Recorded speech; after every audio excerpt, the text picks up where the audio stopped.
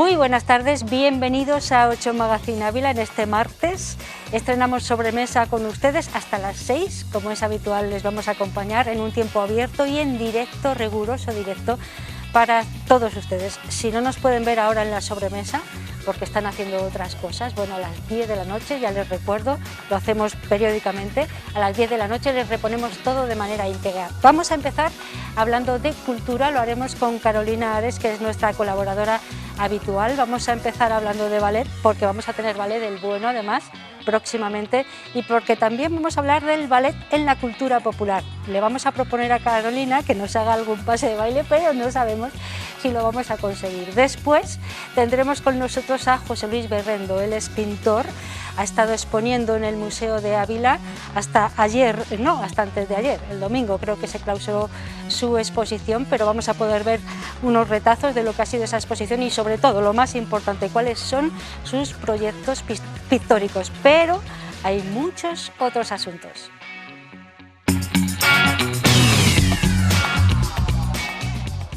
También vamos a conocer las historias humanas del deporte de la mano de nuestro compañero Roberto Ponce. Vamos más allá de los resultados en cifras, nos acercamos a la grandeza que esconde sea cual sea la disciplina. Tendremos tertulia para hablar en esta ocasión de la educación, de la buena educación, creemos. ¿Cómo se define? ¿Qué aporta individual y colectivamente? Tras la charla tendremos tiempo para la música. El guitarrista Javier Maíz será nuestro protagonista en el último tramo del programa y el sonido de su guitarra en directo pondrá el broche final. Pero de momento, y aunque vamos a acabar con música, vamos a empezar también con música, en este caso con otra disciplina que es la danza. Carolina Ares, buenas tardes. Buenas tardes, Ana. Has venido un poco bailarina. He venido vestida de bailarina, pero no preparada para bailar. Yo te iba a decir, haznos un pase por aquí. No. Ni siquiera uno. No, yo creo que es mejor que la gente vaya el viernes al Lienzo Norte a ver bailar, porque igual si lo hago yo, la gente dice, Dios mío, no, y ya desaparece la afición por el baile. Bueno, el ballet en concreto, que es una disciplina muy específica de lo que es la danza, de lo que es el baile, el movimiento, el ballet, que desde mucho tiempo atrás viene, yo creo que calmando las almas, ¿no? Cada vez que uno ve ballet, como que se queda relajado, ¿no? Totalmente, lo has expresado muy bien, es esa capacidad que tiene el arte de producir distintas emociones, y en el caso concreto de la danza tiene algo. Será la música, será el ritmo, serán los movimientos que consigue conectar con esa parte nuestra que nos aporta más paz. Y bueno, pues es un poco lo que tú dices, si bailar al final seguramente se bailaría desde el principio de los tiempos. Sí, tribus ancestrales siguen haciéndolo. Exactamente, en cuando tienes un ritmo tienes una danza. El ballet sí como tal viene del Renacimiento, pero ya lo que nosotros entendemos como ballet más concreto, más con una técnica, pues se desarrolla en la Francia de Luis XIV. Pues en esa época aparecen las puntas, por ejemplo, aparecen los pasos más específicos, y los pasos que hoy conocemos, los que vemos en su mayoría cuando vamos a verlo, aunque han sido matizados, la primera técnica un poco del ballet, pues es en torno a 1700. Bueno, es un poco la historia resumida de lo que es el ballet, y parte de esa historia resumida y sobre todo lo que queda en la época contemporánea vamos a poderlo ver, como tú decías bien, el próximo viernes en el Lienzo Norte, además con un clásico, ¿no? Sí, claro. Uno de los ballets más famosos, más vistos, más conocidos y que más presente está en la cultura popular, pues es el Lago de los Cisnes. Y un poco, pues bueno, evidentemente la danza va evolucionando, incluso hoy sigue viva, sigue cambiando. E incluso el propio Lago de los Cisnes ha ido modificándose, ha ido cambiando. El Lago de los Cisnes es uno de los tres grandes ballets más conocidos. Hablábamos antes de empezar que aquí a Ávila viene mucho junto con el Cascanueces, porque son un poco los más conocidos, junto con también, aunque hay muchos más, La Bella Durmiente. Sí, es verdad. Claro, estos tres grandes ballets tienen cosas comunes, que son el compositor, que es Tchaikovsky, y el coreógrafo, que es Marius Petipa. Entonces son unos ballets que son muy reconocidos y que además encima desde la coreografía de Petipa, si bien es cierto que se han ido actualizando, han variado poco. Sin embargo, el Lago de los Cisnes es el primero de los tres, es un encargo que le hacen allá por el año 1845 a Tchaikovsky y se estrena en 1877. Entonces, el estreno además no tuvo gran éxito, no fue un ballet Fíjate. muy admirado para nada, y parte del problema fue, entre otras cosas, la coreografía, que no conectó mucho con la gente. La coreografía original no era de Petipa. Tchaikovsky era uno de los grandes compositores rusos y sí tenía muchísimo prestigio en aquel momento, y Marius Petipa era el gran jefe de la danza rusa. Estaba en San Petersburgo y era un poco el que iba actualizando la danza. De hecho, si te he dicho que en 1700 más o menos aparecen recogidos los pasos que hoy conocemos, las estructuras del ballet, cierto tipo de movimientos, la presencia del hombre en el ballet se adecuan a las modificaciones que hizo Marius Petipa. Entonces, la historia del Lago de los Cisnes es súper curiosa, A ver, porque cuéntanos. no fue un gran éxito, pero aún así siguió haciendo. Entonces, una de las primas bailarinas a las que se lo encargaron decidió que no le gustaba el pas de deux, es decir, el momento en el segundo acto en el que el cisne Odette baila con el príncipe, y entonces recurrió a Petipa para que actualizara este fragmento. Entonces, a Petipa no le convencía mucho la música y se la encargaron a un compositor que no era Tchaikovsky. Claro, Tchaikovsky cuando se enteró montó en cólera y dijo que era, sí, claro. pero parece ser que era algo que era habitual, Ajá. que los bailarines pudieran pedir modificaciones sobre un paso concreto y adaptar la música a ello. Entonces Tchaikovsky dijo que era su ballet, que él lo actualizaba. Entonces la bailarina le dijo, vale, pero no me da tiempo a ir a San Petersburgo a que Petipa me vuelva a actualizar el baile, por favor intenta adaptarte un poco al ritmo. Y entonces esta fue la adaptación que se hizo, y ya a partir de eso, en 1885 se volvió a reestrenar, ya con la estructura más o menos que todos conocemos hoy. Era decir que Tchaikovsky no llegó a ver esta versión final porque murió antes de que se estrenase, y que encima, tristemente, había empezado un proceso de readaptación de la música que tuvieron que acabar por él no lo pudo acabar. Es, en resumidas cuentas, la historia que tiene detrás esta magnífica obra, El Lago de los Cisnes, que vamos a poder ver el día 28, el viernes 28, en Ávila, en el Lienzo Norte. Sí. ¿Y la historia que cuenta? Cuéntame. Pues evidentemente, este es el momento del final del romanticismo, y todavía es una obra de ese romanticismo que entendemos por el ballet. Entonces tenemos a un príncipe, el príncipe Sigifredo, que al principio de la obra está celebrando su 21 cumpleaños delante de su palacio. Entonces su madre le recuerda que al día siguiente tiene que elegir mujer para casarse, porque como es el príncipe, pues se tiene que casar para dar un heredero. Entonces por ahí aparecen sus amigos y le regalan una ballesta, y de repente ven una manada de cisnes y lanzan una flecha. Entonces el príncipe se pierde y ahí acaba el primer acto. En el segundo acto va con su ballesta y de repente se encuentra con un cisne y va rápidamente a dispararle, pero se convierte en una hermosa doncella. Entonces ellos se enamoran, y cuando se van a separar descubre que está embrujada, que de noche es mujer, pero que durante todo el día es cisne. Entonces él le jura amor eterno y le promete que se va a casar con ella. Entonces al día siguiente, que ya entramos en el tercer acto, es el baile donde él tiene que elegir mujer y Odette va a ir. Pero quien tiene encantada a Odette, que es el malvado Rothweil, se da cuenta y entonces decide mandar a su hija Odile, que es el cisne negro, famoso cisne negro, a este baile.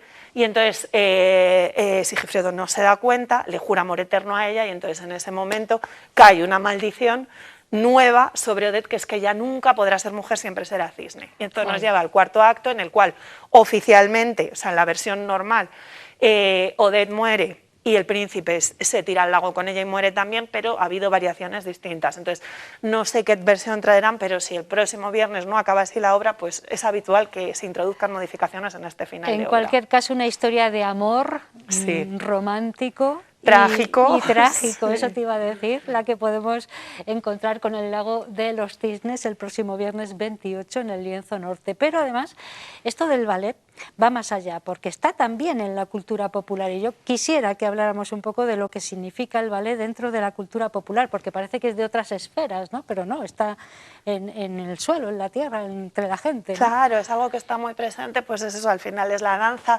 La música de los grandes ballets está presente en nuestro día a día. Fíjate, por ejemplo, que a mí además me parece una decisión estupenda, la película de La Bella Durmiente de Disney no tiene banda sonora original, ha adaptado la propia la música de Tchaikovsky a esta versión. Vemos algunas imágenes de ballet. Sí, el cascanueces es cascanueces, sí, es típico de Navidad, sí. Bien.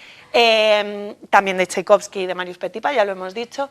En el caso del Lago de los Cisnes la presencia es constante, ha estado presente en la literatura. Hay, por ejemplo, se pueden comprar cuentos para niños, pero del Lago de los Cisnes, contando el cuento original, porque los tres grandes ballets están basados en cuentos tradicionales rusos o alemanes. En el caso del Lago de los Cisnes se rumorea de dos, no han demostrado ninguno: el velo robado, que sería alemán, o el pato blanco, que es un cuento ruso. Pero también están sobre todo muy involucrados en el cine, por ejemplo. ¿En el cine? En el cine.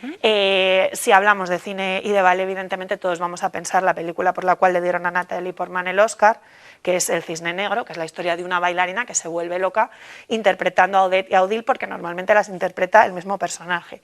Entonces son personajes estéticamente muy parecidos, pero maneras de danzar totalmente distintas. Odile es la dulzura, Odette es la dureza. Además tiene uno de los pasos más difíciles del ballet, que es en un momento dado en el tercer acto da 32 piruetas seguidas. No todas las bailarinas son capaces de hacerlo cuando la interpretan. Y sobre todo la expresión facial. Y entonces en esta película la actriz se vuelve loca, o sea, la bailarina se vuelve loca interpretándola, pero tenemos La Princesa Cisne de cuando yo era pequeña, que es de dibujos animados. Barbie se ha transformado también en bailarina Princesa Cisne. Y bueno, pero tenemos más cosas. Por ejemplo, en la película Scoop de Woody Allen, es una película en la cual un fantasma se le aparece a Woody Allen y le dice: tienes que investigar esta primicia. Y entonces Woody Allen se junta con Scarlett Johansson para culpar a un millonario malvado que ha hecho una fechoría. La banda sonora constante en los cambios de ritmo de la película es la danza de los pequeños cisnes, que es una música también muy conocida, que la bailan 4 cisnes de la mano. Entonces la presencia del cine al final es constante. En Gru, mi villano favorito, no sé si la has visto, si recuerdas, que pues las niñas protagonistas de la película, al final, cuando él ya las ha adoptado y todo esto, bailan en el Lago de los Cisnes vestidas con sus tutús porque van a clases de danza. Está claro que el ballet está en la cultura popular, en la cultura del cine, como bien dice Carolina, y en muchos de nuestros movimientos, de nuestras formas de movernos. A ti no te voy a animar a que nos hagas aquí un paso de danza como es debido. Porque no sería como es debido, Ana. Pero bueno, ya sabemos que el viernes el amante del ballet tiene una cita. Y el no amante, que hemos dado muchas pistas para que la gente vaya cogiendo un poco el carácter, ¿no?, del ballet. ¿A qué hora es? A las 7:30 en el Lienzo Norte. A las 7:30 en el Lienzo Norte. Hoy hemos hablado con Carolina Ares, nuestra colaboradora habitual de el ballet, una disciplina nada fácil, pero que está muy arraigada también en la profundidad de la cultura popular, que eso es muy importante, ¿verdad? Sí. Y luego también cabe destacar que Ávila tiene una cantera muy importante de ballet, hay muchos sitios donde se baila ballet y mucha gente muy metida en este mundo. Bueno, Carolina, muchísimas gracias por haber estado con nosotros. En 15 días te vemos otra vez. Vale, perfecto. Vale. Bueno, no vamos a dejar nuestra sección dedicada a la cultura, pero ahora no vamos a hablar de ballet, sino de pintura. Tenemos con nosotros a José Luis Berrendo. Él acaba de clausurar una muestra pictórica que ha estado ubicada en el Museo de Ávila, en la Plaza de Nalvillos. Se clausuró, me parece, el domingo. Él está aquí para hablarnos de ello, podremos ver algunos cuadros, pero además nos va a hablar de proyectos que tenga entre manos. Buenas tardes, José Luis. Buenas tardes, Ana. Muchas gracias por estar aquí en directo. Gracias a ti. Muchas gracias. Un placer encontrarte y para hablar además igualmente. De belleza, ¿no? En definitiva. De belleza, de poesía, de mística, sí, de energías positivas, de lo mejor del ser humano, bueno, intentando transformar en color, ¿no? La exposición que acabas de clausurar, que ha estado en el Museo de Ávila, se llama Encuentros. Sí. ¿Por qué ese nombre? Cuéntame. Bueno, encuentros porque cada obra, cuando empiezas, realmente no sabes, no tienes generalmente una idea concreta de qué va a resultar, y entonces a medida que vas trabajando, cada mancha, cada pincelada, te da pistas para el siguiente paso. Y llega un momento en el que, me lo he encontrado, ¿no?, por así decirlo. Hay mucho de azar. O sea que es simbólico el nombre, ¿no? Sí, es todo, sí, además... Y también muestra un poco tu forma de sí, trabajar. No siempre es así, pero generalmente ocurre un poco entre azar y trabajo, evidentemente, pero no siempre uno sabe qué es lo que va a salir al final. Muchas veces no estás conforme ni siquiera con el resultado y cambias, ¿no? O sea que... ¿Te enfadas? No, tanto como enfadarme no, no suelo enfadarme Bueno, mucho. vale, vale. Era una exposición que ha sido motivada, en cierto modo, por el 50 aniversario de la inauguración del museo Sí, oficialmente, sí. y ha sido una manera de colaborar con ellos, porque he tenido el privilegio de trabajar allí más de 50 años, Sí. como dibujante, fotógrafo, en general un trabajo muy variado. Estamos viendo, no sé si lo puedes ver en Sí, el ajá, monitor, algunas sí. muestras de la exposición, Sí. algunos de los cuadros que Pues conforman esa como exposición. se pueden apreciar, pues Sí. son cosas relacionadas con el espacio. Muchos están influenciados por lecturas místicas, poesías como los haikus, Sí, la filosofía zen. Ahí hay algo relacionado con Santa Teresa cuando habla de la transformación del alma con en la mariposa. sí. Ángeles, que no siempre son la iconografía tradicional. En realidad lo que pretendo con la idea angélica es eso que te comentaba, el encontrar de alguna manera esas energías buenas, lo mejor del ser humano. Una sonrisa de un niño, puede estar ahí el ángel, ¿no? Es distinto, aunque a veces hago ángeles tradicionales. Bueno, ¿y qué técnicas utilizas? Cuéntame, José Pues Luis. hay mezcla, es óleo, acrílicos, lacas, y a veces las mezclo. Unas veces están tratadas de forma con veladuras, otras veces salpicados, otras veces más en paste con las espátulas. Es muy variado, la verdad. Hay algunas que son del mismo estilo y época que las que se pueden apreciar en el CITES, la Universidad de la Mística, que tuve la ocasión de colaborar con los carmelitas en su momento, y ahí en las distintas capillas se pueden apreciar. Hemos podido, sí, efectivamente, ver alguna de esas obras que comentas. Y luego pues hay algunas muy claramente, pues por ejemplo tiene mucha relación con esa idea de vacío que al mismo tiempo lo contiene todo. ¿Tú pintas desde siempre, José Luis? Sí, Cuéntame. sí. ¿Y Eso era un qué es poco lo que te aporta lo la que pintura? quería comentar, porque Cuéntame. no me conozco sin pincel y lapicero, Sí. esa es la verdad. Y hubo años en los que hacía mucho dibujo, y algo en acuarela, pero sobre todo dibujo con bolígrafo. Eran más surrealistas en general, más daliniano, influenciado por los sueños y cosas de ciencia ficción y tal, ¿no? Luego me dejé llevar poco a poco, claro, son tantos años que todo va cambiando, y luego era la música la que me influía. Según lo que estaba escuchando, así salían los colores y las manchas, ¿no? Entonces, tan pronto oía Vangelis o un adagio, como Iron Maiden, como... y ahí pues lo que saliera, ¿no?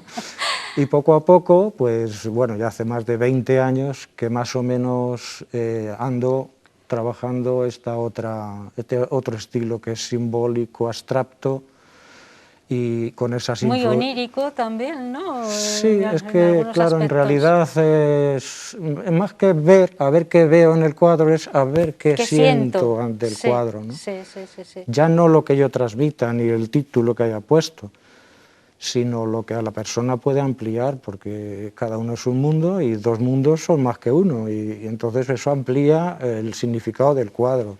Lo que parece bastante claro, viendo la pequeña muestra que hemos visto ahora de lo que ha sido la exposición en el Museo de Ávila, en tu casa, ¿no? Porque has estado allí Sí, más de 50 años. la verdad es que sí, Pero tenía 13 o 14 años cuando fíjate, entré, o sea. sí.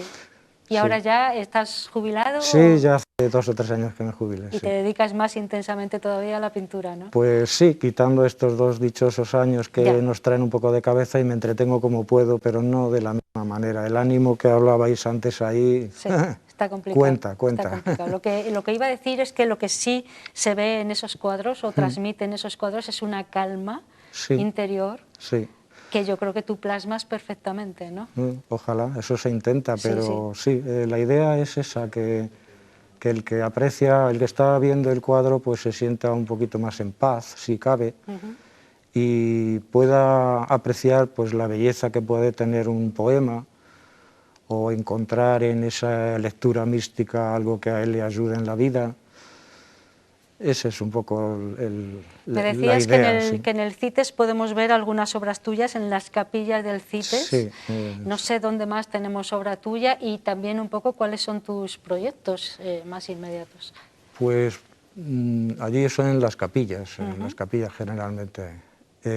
Proyectos en realidad siempre hay cosas abiertas. A mí me gusta estar abierto a todo este tipo de colaboraciones, como ha surgido con los carmelitas, como ha surgido con el museo, y siempre estoy abierto a este tipo de colaboraciones como cultura sin más. Evidentemente, pues de vez en cuando hay que exponer de otra forma. Hay algunas ideas por ahí para no solo quedarme en Ávila, evidentemente, igual que hice en Salamanca, en Madrid y otros sitios, pues continuar. Hay alguna idea por ahí, colaboración con un fotógrafo también, para hacerlo en conjunto. En fin, que siempre hay, pero a mí me gusta hablar de las cosas cuando ya las veo. Bien, bien, eres prudente. Sí, bien. por si no sé. ¿Pintas todos los días? No, todos los días no, pero casi todos los días estoy con el bolígrafo y algún dibujo, aunque solo sea como apunte, para terminar de rematar alguna de las formas que de otra manera ya he tratado con color. Sí, yo Tenemos creo... por ahí entre bambalinas a tu mujer, a tu compañera, Sí, ella podrá ratificar lo que dices, ¿no? Sí, sí. A veces te pondrás pesado con los pinceles, ¿se pone pesado? ¿Sí? No, porque dice que no. como trabajo fuera de casa doy menos guerra. Claro, sí, y además es muy gratificante ver cómo alguien está creando belleza, ¿no? Sí, y verlo en casa, eso es un privilegio, ¿no? Ojalá se consiga eso, sí. Sí.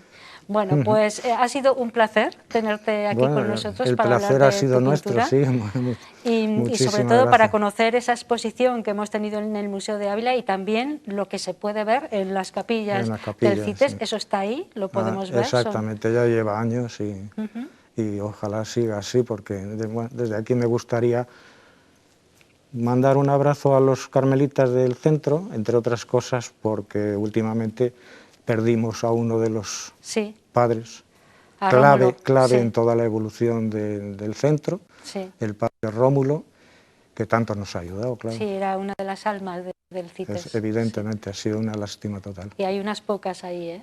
Pero Rómulo era muy especial, sí. Bueno, desde aquí nuestro recuerdo también para Rómulo. Muchísimas gracias. Y a ti, bueno, pues te vamos a pedir que cuando tengas un poco más afianzado tu nuevo proyecto, vengas a contarlo. Me parece muy bien, si en cuanto haya otra exposición o lo que sea, pues ya me contacto contigo y ya está.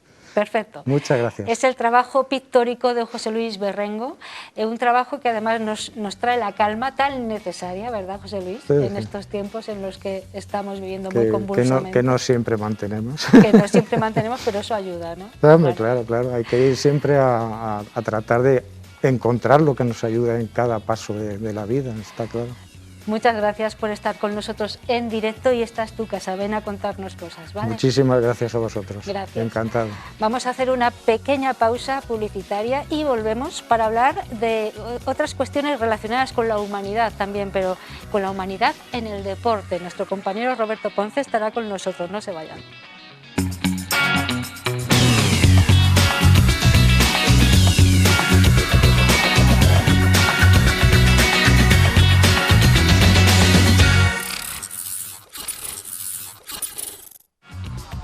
5 y 3 minutos después de la publicidad vamos a hablar del humanismo en el deporte. Cada X tiempo y en la nueva temporada nuestro compañero de deporte Roberto Ponce viene hasta 8 Magazine Ávila para hablarnos de esas historias humanas que trascienden el deporte realmente. No son cifras, no son resultados, no es liga, no es nada, es el humanismo que está debajo de toda la actividad deportiva y en muchas personas que practican deportes, sea el tipo de deporte que sea. Roberto Ponce está con nosotros esta tarde. Gracias por estar aquí, Roberto. Hola, Ana, muchísimas gracias a ti, buenas tardes a todos. Esta es tu casa, que lo sepas. Sí, creo que sí, que paso más tiempo como tú y como los que nos acompañan más aquí que en casa, pero a gusto. Oye, yo encantada de que vengas cada X tiempo, no te quiero quitar pues el poquito tiempo que tienes para organizar muchas cosas, para que estés con nosotros, pero te agradezco la invitación que de momento vienes aceptando y además vienes de estreno. Vamos a ver los calcetines que Roberto me ha dicho esta mañana. Voy a estrenar algo para el magazine. Y estrena estos bonitos calcetines de... Flamencos. Flamencos. Sí, muy bien. Tiene su mensaje y la persona que está al otro lado viéndolo seguro que lo capta. Bien. Tenía que haber estado aquí en plató hace unos días contigo, ya sé quién es, pero ya no sé pudo. quién es. Pero bueno, Vale, bueno. Ese mensaje va también para ella. Bueno, pues esos bonitos calcetines de flamencos ya sabes que va para ti y no vamos a decir más, pero también te agradecemos que hayas querido venir de estreno. Eso es, porque tú te lo mereces y tu audiencia también. Y vengo a contar pues un poco lo que tú has dicho. El deporte está muy bien, los lunes lo repasamos, quién ha ganado, quién ha perdido, pero hay muchas historias que es también lo que me gusta a mí contar, el rascar un poco, el investigar, el no todos son los principales equipos y lo que hacen, sino hay muchos deportistas, hay mucha gente alrededor del deporte que realiza en su día a día actividades y un trabajo que tiene que contarse. Y yo lo intento, como tú dices, cada X tiempo pues surgen esas historias, esos reportajes que también la vorágine del día a día nos permite realizar. Yo además voy recogiendo algunos de ellos y te digo, oye, esto me ha gustado, Roberto, ¿te quieres venir a contarlo un poco más en profundidad? Porque a veces el tiempo siempre es limitado. Por ejemplo, hablamos de Diego Quirós, un futbolista que se dedica ahora casi por completo, me parece, a poner en forma a chavales de la ONCE, a chavales que tienen problemas de visión, ¿no? Eso es, yo conozco a Diego Quirós desde que tenía 16, 17 años, de cuando jugaba en la zona norte, en el Club Deportivo Zona Norte y en el seminario, de verle con los cachorritos jugando al fútbol, metiendo goles. Bueno, pues como todos, evolucionamos, crecemos, deja el fútbol, está en el Real Ávila, está en la Cultural Deportiva Cebrereña, en el Santa Marta también, y ahora profesionalmente se dedica también a la actividad de la educación física, pero como maestro, y está en un centro en el que ayuda a niños, especialmente hasta que tienen 18 años, que tienen problemas de visión, invidentes totales o que parcialmente tienen ceguera. Entonces, como siempre hemos dicho, los deportes son un elemento y una herramienta para hacer sociable a las personas, para hacer una sociedad mejor y para que se sientan también independientes. Y muchas cosas que nosotros en el día a día no valoramos, ellos lo hacen cuando una persona que tiene una limitación, como tenemos todos en tantos ámbitos, ellos en lo visual, lo saca en desarrollo, ¿no? Entonces, Diego Quirós ha dedicado entonces toda su fortaleza profesional y toda su experiencia a estos chavales, ¿no? Sí, y tú lo has plasmado en una pequeña pieza que vamos a poder ver, ¿no? Eso es una persona magnífica y en la videollamada que tuvimos con él se pudo comprobar, el que no lo conocía, y además, pues eso, está lejos, está en Alicante, pero se siente muy cerca de Ávila y cada vez que puede aprovecha y viene para acá. Y eso es lo que hizo el Día Internacional del Braille. Bueno, pues vamos a ver ese trabajo que realizó Roberto Ponce gracias a la generosidad de deportistas como Diego Quirós. Diego Quirós formó parte de la cantera del Real Ávila. En juveniles estuvo en la zona norte, luciendo el dorsal 8, antes de fichar por el Santa Marta, regresar a casa al Adolfo Suárez y vivir una etapa que recuerda con una sonrisa en la Cebrereña. Ahora destaca en su faceta profesional. Desde hace 4 años es el especialista de educación física del Centro de Recursos Educativos de la ONCE en Alicante. Con los niños ciegos enseñarles el sistema Braille, el sistema de lectoescritura, y luego también tenemos alumnos que tienen baja visión. Y bueno, pues luego en el tema deportivo, nosotros en el Centro de Recursos nos encargamos de los niños desde que nacen hasta que cumplen 18 años, entonces también tenemos que cubrir un poco las necesidades extraescolares y una de ellas es el deporte. Conoce de cerca a Ander, Mayalen y Lucía, invidentes que no dudan en evolucionar practicando diferentes deportes. Lucía es capaz de montar en bici ella sola, lo hace también en tándem con una compañera suya de clase y con algún familiar, pero Lucía es capaz de montar sola en bicicleta, sin ningún tipo de ayuda, solo llevando un guía al lado. Lucía en atletismo, Ander también en atletismo, Mayalen, al final estos niños consiguen todo lo que se propongan. Integración y desarrollo personal. La inclusión los hace sumar a ellos y nos hace sumar a nosotros. Al final, los que no tenemos ninguna discapacidad, nos enriquecemos también mucho de compartir el día a día con ellos. Con todo el cariño lo afirma este abulense que sigue muy pendiente de la actualidad deportiva de su provincia. Quirós ya no marca goles, pero celebra otros triunfos más importantes. Bueno, me ratifico en que esto es magnífico y sobre todo la fortaleza de Diego también y de las personas que son capaces de montar en bici viendo todo negro. Eso es tremendo, ¿no? Sí, lo que decía, muchas veces nosotros nos limitamos o ponemos pegas a cualquier cosa. No, hoy no salgo a hacer deporte porque llueve. No, hoy es que estoy raro. No hay excusa para lo que te propones, sacarlo adelante. Y este es un ejemplo más. Bueno, vamos a hablar de otro personaje deportivo, David Mangas. Fue entrenador del Óvila, le recordarán todos aquellos aficionados Durante más de una década. Al deporte y en especial al baloncesto. Él ahora no está aquí, pero viene muy a menudo, ¿no? Y a veces le encontramos en situaciones que no debían ser las que él hubiera pensado que iba a tener en ese momento, ¿no? Te sitúo y también sitúa a los espectadores. David Mangas, durante más de una década en el cuerpo técnico del Óvila, a veces ya en las últimas temporadas como primer entrenador, en 2017 deja el club, pero ha sido el club de toda su vida y Ávila es su tierra, ahora él está en Torrelavega, está en Cantabria, en el grupo Alega Cantabria, le está yendo muy bien en el Alex Plata, eso también hay que decirlo en cuanto a los resultados. Y como te digo, viene muy de vez en cuando a la que es su casa y el Carlos Sastre es su segunda casa también. Iba hace unas semanas, hace un par de fines de semana, a ver un partido de chavales, había partido de chavales. Ahí lo estamos viendo. Eso es, ¿qué ocurrió? Que no había árbitros, hay un problema de que hay carencia de árbitros.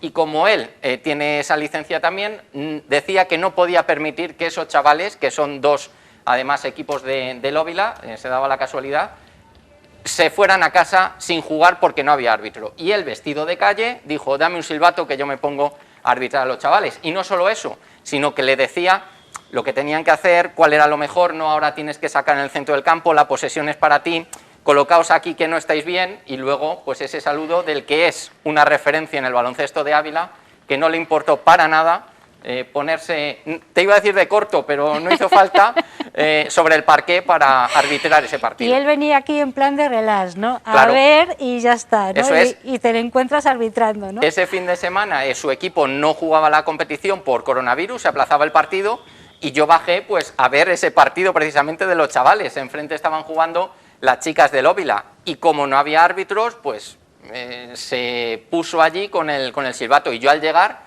iba mirando y digo, ¿es David? ¿Es David? Sí, David Mangas. También demuestra la generosidad, la grandeza del deporte, de lo que está detrás del deporte, lo demuestra David Mangas. Y ahora nos vamos hasta Lituania, ¿te parece? Ayer nos fuimos hasta Lituania en la jornada con Pablo Ríos. Es un chaval muy joven, tiene 36 años, pero que desde hace varios años ya está haciendo miles de kilómetros, te diría. Él es del Tiemblo. Empezó a jugar en el Tiemblo al fútbol. Pronto le cogía el Real Madrid, lo que significa eso para un niño, el llegar a todo un Real Madrid. Después llegó al Real Valladolid y por aquello del fútbol, por lesiones, por circunstancias, no todo el mundo llega a una primera división, a ser profesional. Ni mucho menos. Eso es. Entonces, él se derivó por la faceta del entrenador. Se ha formado como entrenador, ha llegado a los distintos niveles y decidió emprender su carrera profesional como entrenador, primero en China, Ana. Madre mía. Siendo muy joven, sin conocer el idioma, allí se fue a China, tuvo diferentes facetas y diferentes roles en varios equipos, volvió a España, ha estado en un instituto de Ávila y ahora está en Lituania, en un equipo que se llama el Big One, está en segunda división de esa liga lituana, ya ha conseguido varios récords de victorias consecutivas y demás, ahora como digo está en segunda división y desde allí nos decía la dificultad que tienen, por ejemplo, los entrenadores españoles para hacerse un camino en su tierra y por eso está allí. Se llama Pablo Ríos, vamos a escucharle. Por desgracia, el tema profesional está muy ocupado o bien por exjugadores o bien necesitas algún contacto que te pueda introducir en el mundo profesional. Sí es verdad también, a ver, que la gente joven lo tiene muy difícil, ¿no? Siempre los equipos profesionales apuestan más por gente con más experiencia, tanto a nivel deportivo como jugador o a nivel de entrenador. Y lo que estamos aquí con bastantes estudios y bastante conocimiento, necesitamos ir fuera de España para intentar coger esa oportunidad, coger esa experiencia y que en España vean que realmente en España hay muy buenos entrenadores y que necesitamos esa oportunidad. Podemos ver en primera división o en segunda división entrenadores que no los conoce nadie y de repente, bueno, hacen unos resultados con un equipo que son impresionantes. Y en eso estamos. El sueño es intentar vivir del fútbol, ya lo hago, pero si puede ser en España, mucho mejor. Y si tengo que ir a otro país. Y bueno, esto es así. Al final, quien sigue y sigue, pues o intenta alcanzar su sueño, al final seguro que lo consigue. Sí, señor, el que la sigue la consigue. Del tiemblo a Lituania pasando por China. Eso es lo que ha hecho Pablo Ríos, ¿no? Sí, y yo la verdad es que es admirable, porque el idioma es una barrera, él habla 4 idiomas, el chino, bueno, ahora lo tiene un poco más dejado, pero por supuesto español, castellano, habla inglés, habla chino y habla francés. Entonces, yo lo que digo, admirable todas las historias que conocemos, cada uno en su grado, cada uno en su nivel, pero el decir, quiero conseguir mi sueño y como aquí no tengo una oportunidad y no se nos valora, me meto ahí incluido a lo mejor a los jóvenes, me voy, me hago kilómetros, estoy muy lejos de mi casa, pero estoy haciendo lo que me gusta. Son algunas de las historias, solo algunas de las historias que Roberto Ponce nos cuenta todos los lunes en su programa de deportes y también en esas piezas de deportes que dejas caer muchas veces en los informativos y que trascienden mucho más lo meramente deportivo y los resultados puros y duros. Gracias por estar con nosotros en el magazine. En la jornada ya saben que todos los lunes le pueden ver a esta misma hora, pero gracias por hoy también haber hecho un esfuerzo y haber subido hasta este plató. ¿Vale? Muchísimas gracias, Ana, y para la próxima me compro otros calcetines y también vengo de estreno. Vale, de acuerdo, muy bien. Pues nada, hasta la próxima. Buena tarde. Cuando tú quieras, buena tarde. Nos encontramos pronto, gracias. Hacemos una pequeña pausa publicitaria para que ustedes se pongan confortables porque después de los consejos tenemos tertulia. Interesante.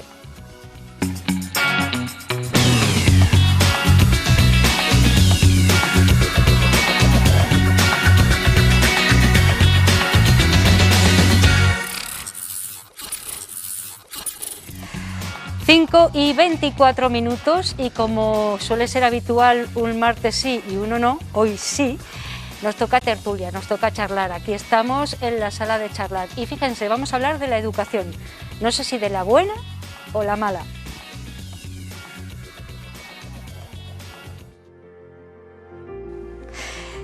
Tener buena o mala educación es un aspecto que suele definir a las personas y, por extensión, a las comunidades. Pero, ¿qué queremos decir cuando hablamos en esos términos? ¿Qué entendemos por educación? ¿La medida de nuestros conocimientos o va más allá? Los profesionales de la educación, ¿cómo deben transmitirla? La buena, queremos decir. ¿Quiénes más están implicados en el proceso? ¿Quiénes son? ¿Cuánto dura la educación? ¿Toda una vida? ¿La sociedad?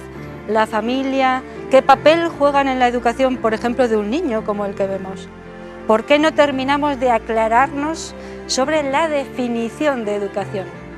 De todo esto y de algunas cosas más, a buen seguro vamos a hablar con Julio Collado, Esther Bueno y Ana García. Y vamos a escucharnos además, signo de buena educación.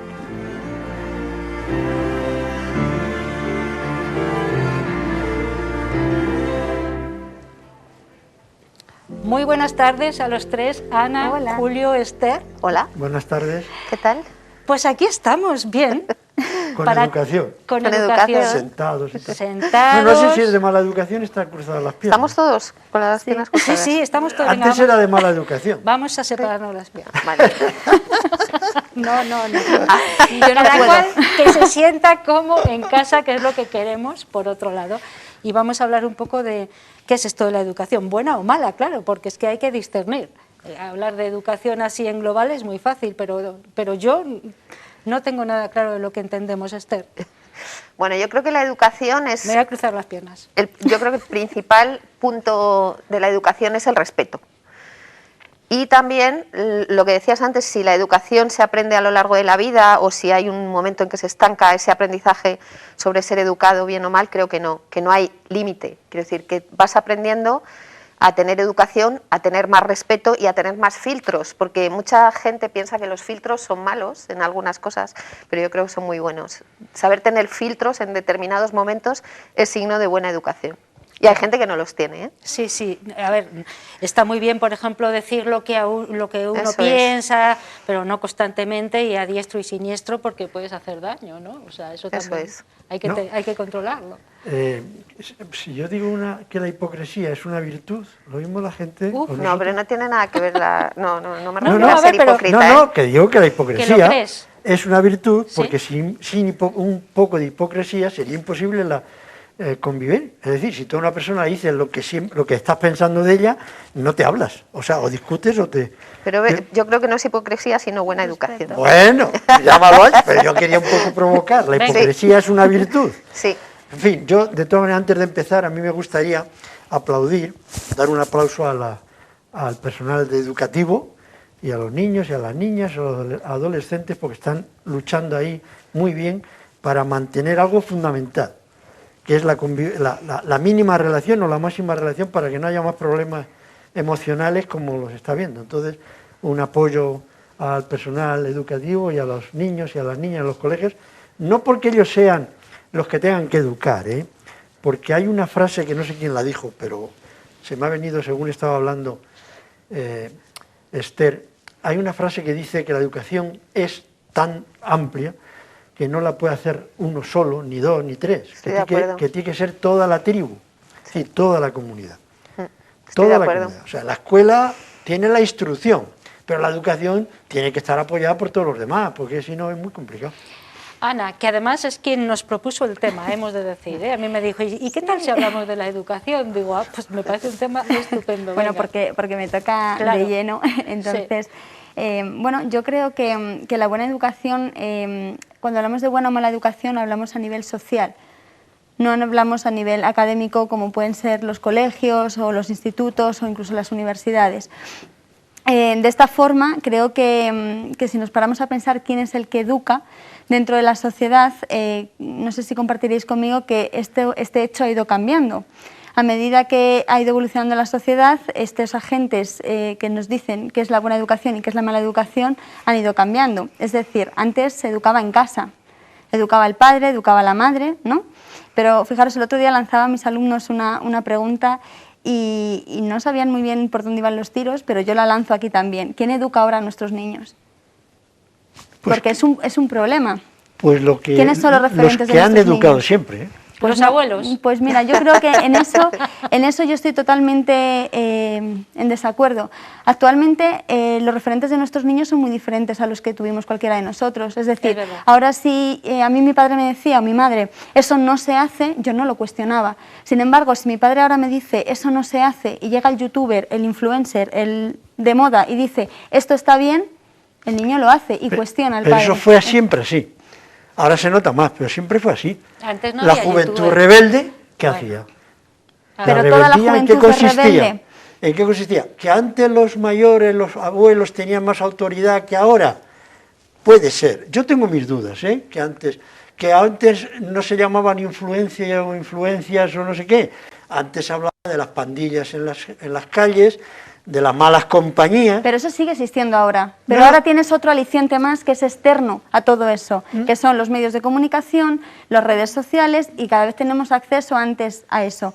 Pero tiene más defensas también, Yo creo que Más defensas, explícate. ¿Tienen más defensas? Claro, tienes más posibilidades, más información. Antes la buena educación... Perdona, tú tienes más información porque eres capaz de discernirla, pero un niño quizá no, Bueno, quizá no sabe discernir lo que es la información de lo que no lo es. Para eso está la escuela. Vale. Y la familia, para hablar y dejarles hablar y ayudarles a una cosa fundamental, que es a reflexionar. Es decir, a ser críticos. Esa es la buena educación, a ser críticos. Es decir, desde mi punto de vista, educar, y además viene ya de la misma palabra, tiene dos, no sé, Ana, en la universidad, pero tiene dos vertientes. Una, educare, que es un poco de guía, lo que viene del exterior y te ayuda a ti y tal. Pero la otra es más fundamental todavía, que es educere. Es decir, ser capaz de sacar de ti todo lo que es posible. De tal manera que, desde mi punto de vista, la buena educación es aquella que mejora, uno, lo interior de cada persona y es capaz de hacer mejorar el respeto que tú decías para que la sociedad también sea mejor. Es decir, ser buen ciudadano me parece que es tener buena educación, ser buen ciudadano.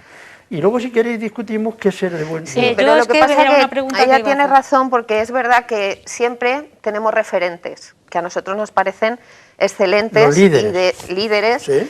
Que puede ser tu padre cuando eres un niño pequeño, luego deja de serlo, a lo mejor es tu mejor amigo, a lo mejor es alguien de las redes sociales. Entonces yo creo que ahí sí que hay un problema. Los referentes sí que han cambiado mucho, estoy de acuerdo contigo, que han cambiado muchísimo los referentes. Nuestros jóvenes tienen referentes muy diferentes a los que teníamos nosotros. Nosotros teníamos un acceso muy limitado incluso a conocimientos por el propio sistema educativo, incluso a figuras referenciales. Se habla mucho, por ejemplo, de las mujeres que han sido grandes pintoras, grandes escritoras, grandes artistas y no han tenido nunca una visibilidad suficiente, por ejemplo, en las escuelas. Ahora se está empezando a trabajar en ese sentido, ¿no? Entonces, creo que los niños necesitan referentes, pero no de las redes sociales, sino referentes de personas que hayan hecho cosas excelentes en su vida y que les puedan inspirar, lo que tú decías, la educación también es inspiración, ¿no? Es saber inspirarte. Entonces sí que estoy de acuerdo en que y quizás vamos un poco tarde en el sentido de limitar lo que son las redes sociales para los niños. Por ejemplo, los móviles, todos, me incluyo, a lo mejor estamos comiendo en familia y estamos con el móvil. Esto debe terminarse, es decir, si te sientas a la mesa no hay móvil. Es decir, hay unas normas de educación básicas con redes sociales. No se miran las redes sociales a estas horas porque tienes que estudiar, no sé. Esto sí que hay que controlarlo, creo yo, ¿eh? Pero bueno, son circunstancias nuevas. No, pero es que es muy avasallador, ¿eh? Pero es que yo creo que además a esto se le añade otro factor. Yo vuelvo al factor social. Antes, iba a decir antiguamente, pero no hace tanto, la mujer se encargaba de esa educación en valores, educación emocional, ¿no? Porque la mujer no trabajaba. Si os fijáis, desde que la mujer se incorporó a la vida laboral, ¿sobre quién recae eso? Ya no hablo de los trabajaba fuera, trabajaba dentro. Sí, claro, en casa, sí, es pero verdad, bueno, que estaba 7-Eleven con los niños. Sí, pero al final hay una autora que a mí me gusta mucho leer, que es Eva Millet, habla sobre todo esto, ¿no? Es decir, los niños pasan, se levantan a las 7, a las 8 están en el cole y vuelven a las 8 a casa, no ven a los padres. ¿Esa educación sobre quién recae? Recae sobre el colegio, recae sobre el profesor que le da la clase extraescolar de tenis, de natación. Todo, ¿no? todo. Entonces, ahí también va la buena y la mala educación, porque si yo voy a hacer cosas con mis padres, antes me acordaba de un ejemplo que me pasó con mi padre, les voy a contar que es muy breve, pero me dio una lección muy, muy buena. Estábamos comprando en un supermercado y en el carro se nos olvidaron unas cajas de leche. Y al ir a guardarlo en el maletero, mi padre se dio cuenta de que habíamos pasado las cajas de leche, no había pitado, no había pasado nada y tal. ¿Qué hubiese sido lo fácil ahí? Mira, ha pasado, nadie me ha visto, se va al carro. Entonces yo le dije, papá, ¿qué hacemos? Y mi padre, sin titubear medio segundo, me agarró y me dijo, vamos a decir que se nos ha olvidado pasar estas cajas. A mí mi padre me dio una lección muy buena, se pueden cometer errores, no nos hemos dado cuenta, vamos y ya está. Me dio esa lección a mí y se la dio a los niños que probablemente hubiese allí e incluso a la gente que estaba esperando para pagar. Esas acciones se hacen cuando tú tienes relación con alguien, con la sociedad. Ves, observas, aprendes, imitas. Pero si tú no tienes esa posibilidad... Claro, por eso decía yo que ahora tenemos más posibilidades. Ahora yo creo que, vamos a ver, todas las sociedades, todos los tiempos, igual que tienen de problemas, también tienen de soluciones.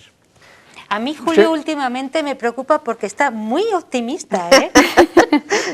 No, porque, perdón que te haya parado, ¿eh? No, es que la educación es por ósmosis. Venga. La educación, como todo, se contagia, igual que el sarampión. Entonces, dices tú, ¿quién educa? Yo me hacía una pregunta cuando tú hablabas de las madres.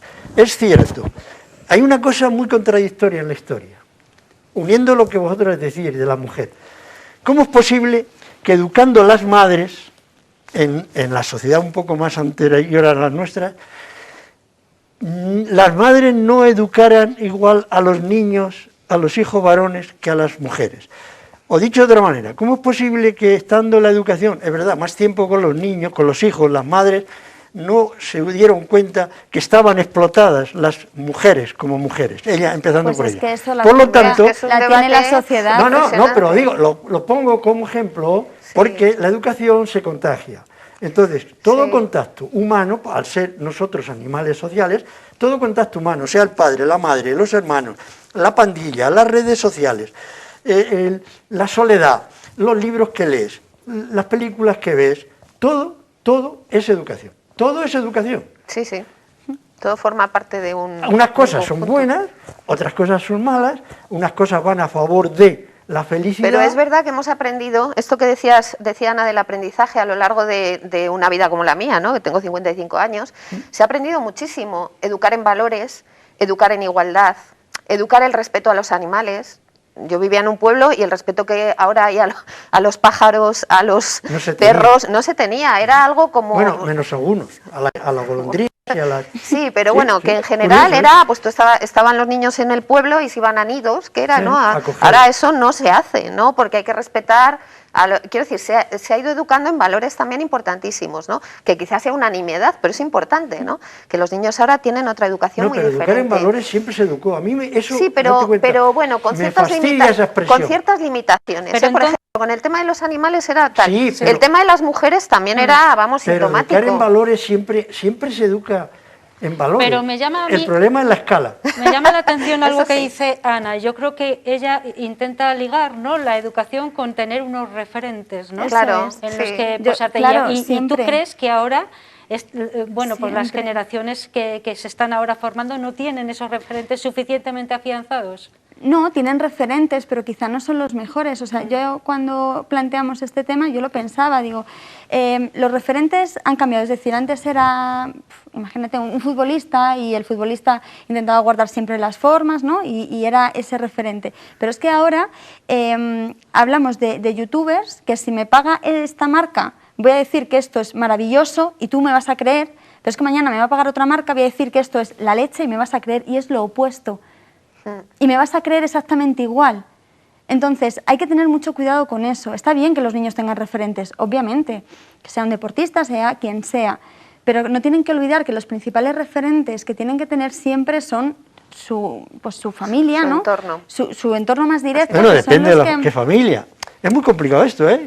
Sí, claro, pero al final volvemos a lo de siempre. Todas las violencias, la mayoría de las violencias que se producen en la familia más cercana y los alrededores. Sí. Hay que tener cuidado. O sea, hombre, yo creo que lo que decía Julio es fundamental, que la educación, en muchos casos, los padres en general queremos ser referentes para nuestros hijos y hacemos las cosas para que ellos se sientan orgullosos de nosotros, ¿no? Creo. Si eres un padre, digamos, normal.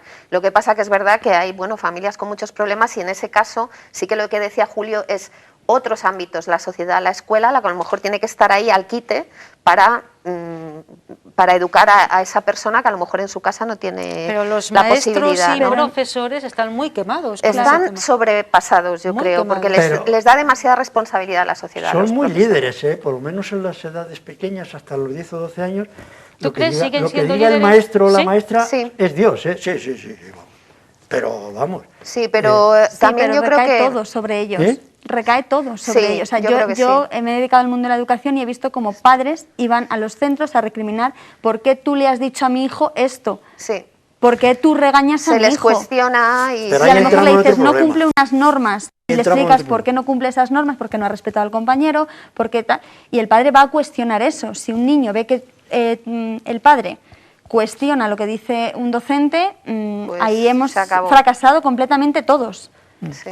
Ese es otro problema muy serio. Una salvedad, y además me apuntan abajo también, y yo creo que lo decía en la introducción, educar, ¿qué tiene que ver con conocimientos y hasta dónde quedan los conocimientos y qué es después? Es lo que decía yo, a veces se confunde educar con instruir. Sí. Claro. Yo puedo saber mucho, ser un melómano, como los nazis, los jefes nazis eran melómanos, ¿no? Sí. Y tener una cultura, entre comillas, porque habría que ponerse de acuerdo qué es cultura, y programas culturales en la tele, saber mucho no tiene nada que ver. Los conocimientos, yo creo que estar educado en una sociedad democrática es ser buen ciudadano, empezando por pagar los impuestos, respetar las leyes que han dado la mayoría.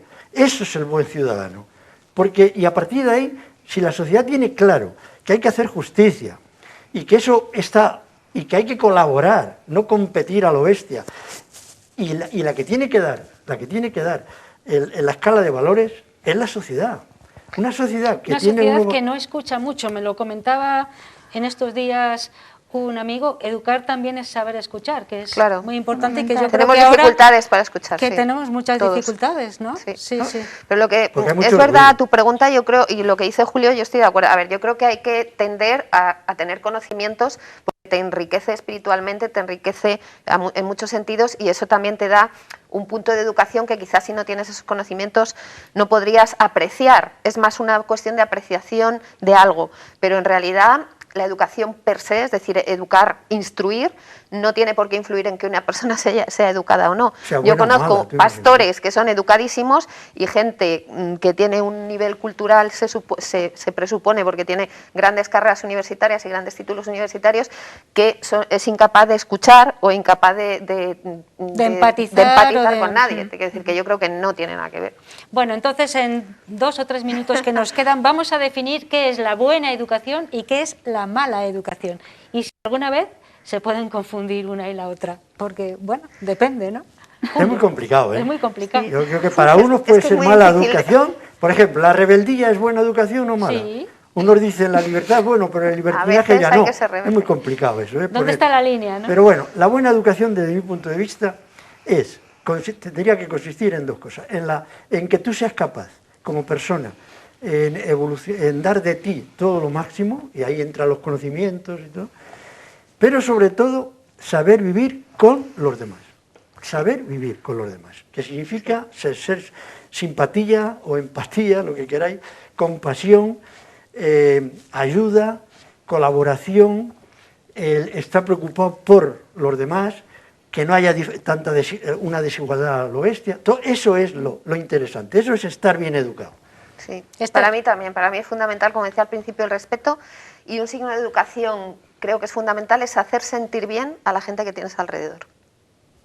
Vale, muy bien, me quedo con eso. Sí. Ana, independientemente de los conocimientos, entonces. Sí, totalmente. Yo creo que hay que buscar siempre el respeto, el saber vivir en comunidad, como decían mis compañeros. Eso es signo de buena educación. A veces decir lo que piensas se puede malinterpretar por la otra persona, pero yo creo que hay que ser tolerante también con la opinión de los demás. Es decir, si todos fuésemos iguales, qué aburrimiento, ¿no? Pero Sí. siempre y cuando seamos capaces de tolerar, respetar la opinión de otro, incluso eso puede que nos añada a nosotros educación en el sentido de otro punto de vista que nos abra esos límites que a veces nos marcamos de una forma muy tonta. Entonces yo creo que con eso hablaríamos de buena educación. Pues así nos quedamos. Yo, por lo menos, a mí me gusta salir de las tertulias siempre con un buen sabor de boca, ¿eh? Siempre Claro. lo hacemos, yo creo que casi siempre. Sí, lo La hacemos. mayoría, Lo intentamos. la mayoría de la gente Sí. tiene buena educación. Sí. La podríamos tener mejor, lógicamente, porque aquí, igual que en la democracia, nunca se termina. Igual que la educación nunca se termina hasta que te mueres, o sea, hasta el último suspiro. ¿Pero hablas de la fiesta de la democracia o de la de verdad? A ver, no, la democracia es un sistema que siempre es mejorable. Entonces, pero es igual que la educación. Nunca se termina uno de educar, siempre está uno aprendiendo. Sí, y además hay que estar abiertos a aprender. Bueno, me dicen que ya tenemos que despedirnos. Esther Bueno, Ana García, Julio Collado, muchísimas gracias a los tres por haber estado aquí hablando de educación y por ser siempre, de verdad, tan bien educados. Muchas gracias. Muchas gracias, Ana. Hacemos una pequeña pausa, muy pequeñita, enfilamos la recta final, que es musical, además hoy con guitarra clásica. Javier Maiz, en directo, no se vayan.